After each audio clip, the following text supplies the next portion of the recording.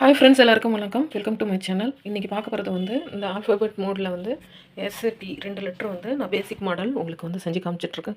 நீங்கள் இதை கண்டினியூவாக வாட்ச் பண்ணுங்கள். ஃபஸ்ட் டைம் நான் பண்ணுறேன், எனக்கு இன்ன வரைக்கும் நான் வந்து ரெசினில் கீச்செயினே பண்ணதில்லை, அதான் ஃபஸ்ட் டைம் பண்ணுறேன்னா இது வந்து உங்களுக்கு ஸ்டெப் பை ஸ்டெப்பாக இருக்கும்.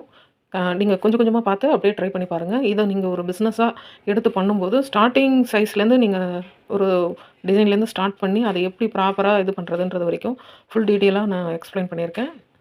கண்டினியூவாக வீடியோவை வாட்ச் பண்ணுங்கள். பட் மோல்டில் வந்து ஒரு கீ செயின் ஒன்று உங்களுக்கு செஞ்சு காமிக்க போகிறேன். பிகினராக இருக்கேன், இன்ன வரைக்கும் நான் வந்து ரெசினில் கீ செயினே பண்ணதில்லை அப்படின்றவங்க கண்டிப்பாக இந்த வீடியோ யூஸ்ஃபுல்லாக இருக்கும். நான் வந்து எல்லா லெட்டரும் பண்ண போகிறதில்ல, ஃபஸ்ட்டு பேசிக் மாடல் வந்து நான் உங்களுக்கு சொல்லிக் கொடுக்குறேன். அதுக்கப்புறம் நான் வந்து ஒவ்வொரு மாடலாக எனக்கு ஆர்டர் வர வர நான் ஒவ்வொரு மாடலாக உங்களுக்கு வந்து செஞ்சு காமிக்கிறேன்.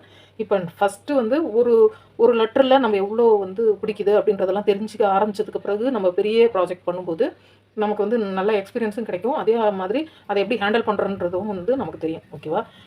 நான் வந்து ஆல்ரெடி கீழே இருந்த ஸ்பேஸ்லாம் பண்ணி ஒரு மாதிரி ஆகிடுச்சு பாருங்க. அதனால தான் கீழே வந்து வேறு ஒரு டேபிள், இது மேலே வந்து நான் ஒரு கவர் ஒன்று போட்டேன், ஆனால் அந்த கவரும் வேஸ்ட் ஆகிடுச்சு. அதனால் என்ன பண்ணுறது, அடுத்தடுத்தது பண்ணும்போது இது மாதிரி நியூஸ் பேப்பர் வாங்கி எடுத்து போட்டுட்டு அதில் தான் பண்ணுறது. அப்போ தான் வந்து நம்ம மிக்ஸ் பண்ணாலும் இது பண்ணாலும் இதில் வரும். கிளாத் பண்ணலாம், கிளாத் வந்து சப்போஸ் வந்து கீழே போயிட்டுதுன்னா ஒட்டிக்கும். இது ரெசின் வந்து அப்படியே போய் ஒட்டிக்கிச்சுன்னா வேஸ்ட் ஆகிடும். அதனால் பேப்பர் மேக்ஸிமம் யூஸ் பண்ணிக்கிங்க. எந்த பேப்பராக இருந்தாலும் ஓகே தான், நார்மல் பேப்பராக இருந்தாலும் சரி, இந்த வழவழன்னு இருந்த பேப்பராக இருந்தாலும் சரி.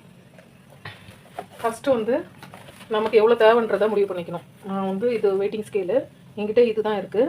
ஆன் பண்ணிவிட்டு ஃபஸ்ட்டு இதை வச்சுருங்க. வச்சதுக்கு பிறகு இது ஜீரோவில் இருக்கும். சில டைமில் நம்பர்ஸ் காமிக்கும். இப்படி எடுத்துட்டோன்னா நம்பர்ஸ் காமிக்கும். இப்படி வச்சுட்டு இங்கே டேக்குன்னு ஆப்ஷன் இருக்கும். டேக்குன்னு போட்டிங்கன்னா ஜீரோவில் காமிக்கும். இப்போ நம்ம ஃபஸ்ட்டு வந்து ரெசின் ஊற்றிக்க போகிறோம். கப்ஸ் வந்து பார்த்தீங்கன்னா நீங்கள் பேப்பர் கப்பை விட ஐஸ்கிரீம் கப்போ ரீயூஸ் கப்போ நீங்கள் யூஸ் பண்ணிக்கிறது பெஸ்ட்டு. ஏன்னா பேப்பர் கப்பு கொஞ்சம் ஈரம் வந்து இழுக்கும். அப்போ உங்களுக்கு வந்து கஷ்டமாக இருக்கும், கையிலலாம் படுறதுக்கு சான்சஸ் இருக்குது. ஓகேவா? நான் வந்து ஒரு கீச்செயின் தான் பண்ண போகிறேன், அதனால் நான் வந்து 6 ரெசின் எடுத்துக்கிறேன். கொஞ்சம் தீர்ற கண்டிஷனில் இருக்குது, அதனால் கொஞ்சம் ஸ்லோவாக தான் ஊற்றணும்.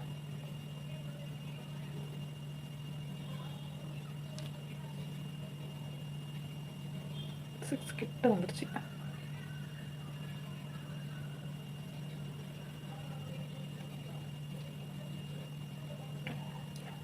ஊற்றிட்டேன்.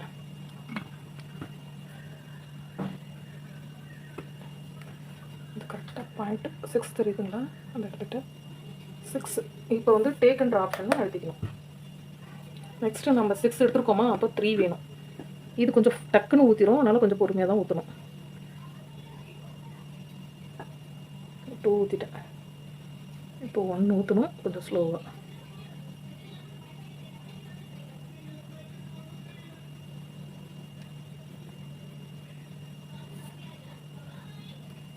ஓகே, இப்போ 3 ஊற்றிட்டேன். உங்களுக்கு தெரியுதா? 3 ஊற்றிட்டேன். இப்போது ஆஃப் பண்ணிட வேண்டியதான். 6 + 3 எடுத்துருக்கேன், 9 எடுத்துருக்கேன். அதை உரமாக எடுத்து வச்சுட்டு இனிமேல் நமக்கு ரெசின் தேவையில்லை, ரெசினும் ஹார்ட்னரும் தேவையில்லை.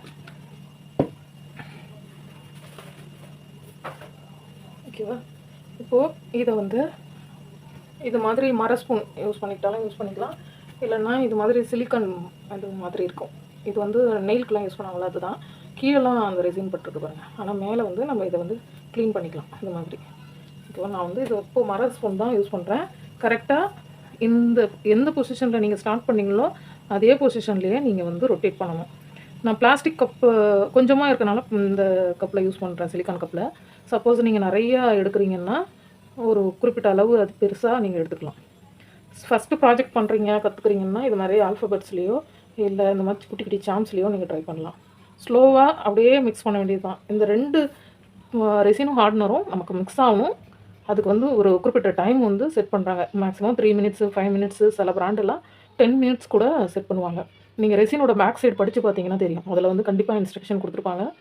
அதை பார்த்துட்டு பண்ணுங்கள். மேக்ஸிமம் நீங்கள் 5 மினிட்ஸ்க்கு மேலே தான் மிக்ஸ் பண்ணுற டைம் வரும். கொஞ்சம் ஸ்லோவாகவே மிக்ஸ் பண்ணலாம், ஒன்றும் ஃபாஸ்ட்டாக மிக்ஸ் பண்ணணும்னு அவசியம் இல்லை. ஓகேவா? நான் ஸ்டார்ட் பண்ணியிருக்க டைம் வந்து இப்போது 2 ஆகுது, அதாவது 2 மணி 2 நிமிஷம் ஆகுது. நான் வந்து இதான் 5 நிமிஷம், அதாவது 2:07க்கு நான் நிறுத்தணும். ஓகேவா? இது வந்து கண்டினியூவாக பண்ணுறதுனால 5 மினிட்ஸ் வந்து நான் இந்த ப்ராசஸை தவிர வேறு எதுவும் நான் பண்ண முடியாது. அதனால் இதை வந்து கொஞ்சம் நான் ஃபாஸ்ட்டாக மூவ் பண்ணி விட்டுறேன்.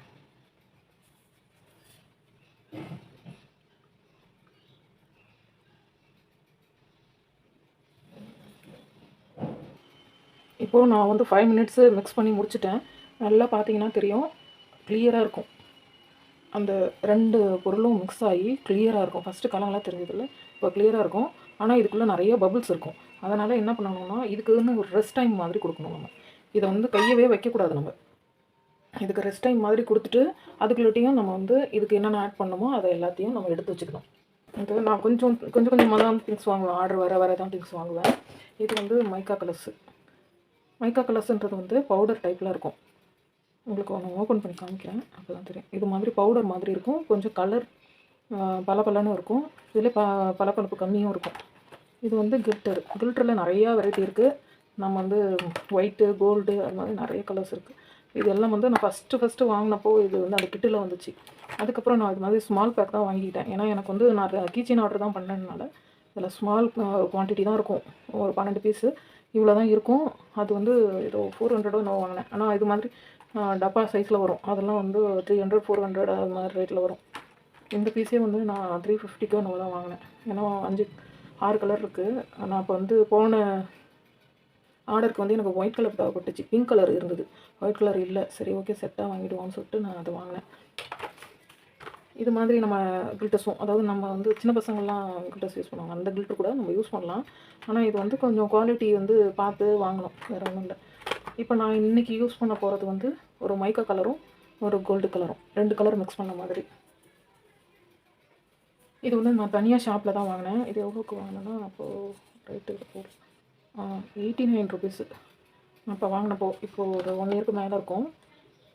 இந்த ரெஸ்ட் டைமில் நம்ம வந்து மற்றது எல்லாத்தையும் ப்ரிப்பேர் பண்ணி வச்சுக்கணும். இது ஸ்டார்டிங்கில் ஃபுல்லாக வாங்கலை, கொஞ்சம் கொஞ்சமாக தான் வாங்கினேன்.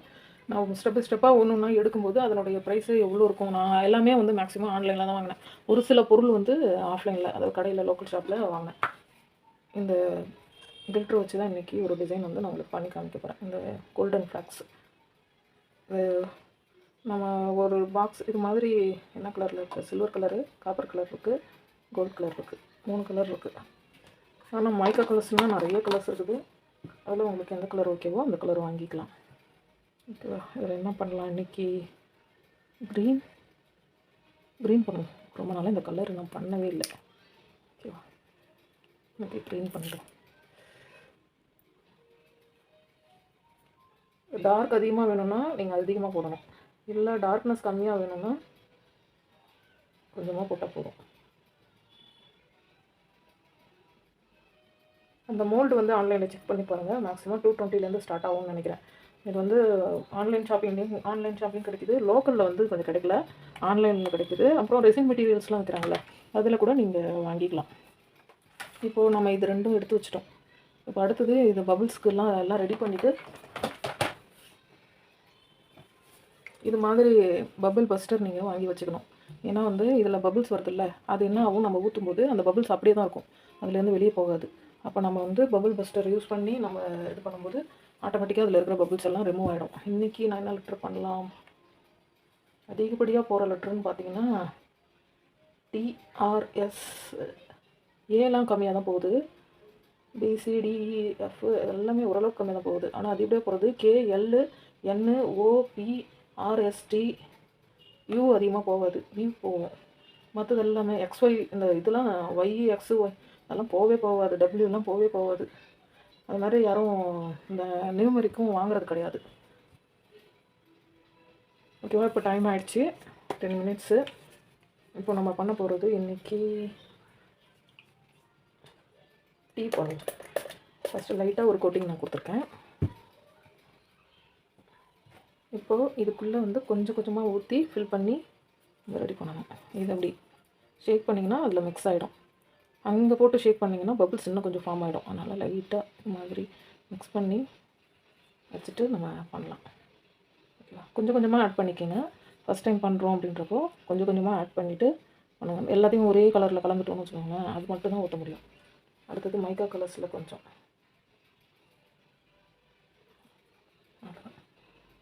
இதையும் நல்லா மிக்ஸ் பண்ணி எடுத்துக்கணும்.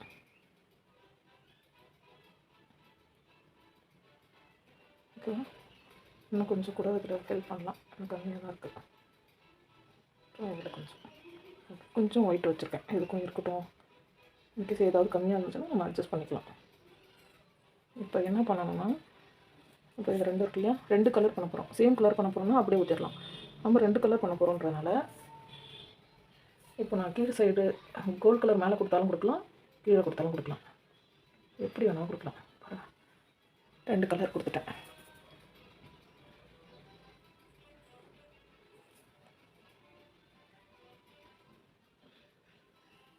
ஓகேவா?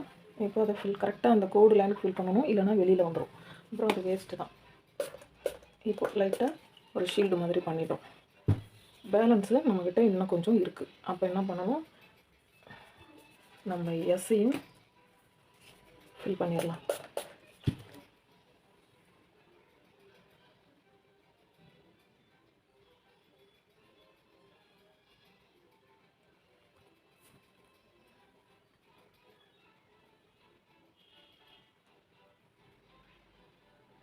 ஓகேவா?